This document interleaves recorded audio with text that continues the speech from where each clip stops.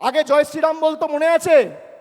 ঠেলায় না পড়লে বেড়াল গাছে ওঠে না। এখন বলছে জয় মা কালী, এখন বলছে জয় মা দুর্গা।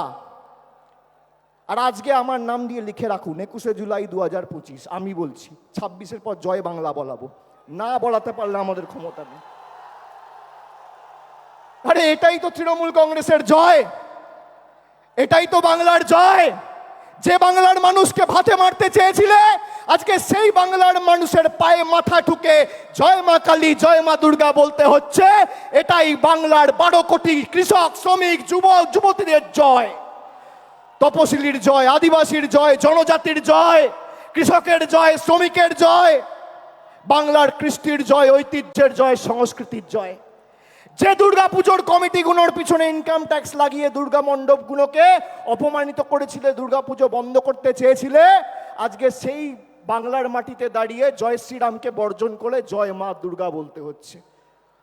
আর 10 মাস তারপর জয় বাংলা বলবে।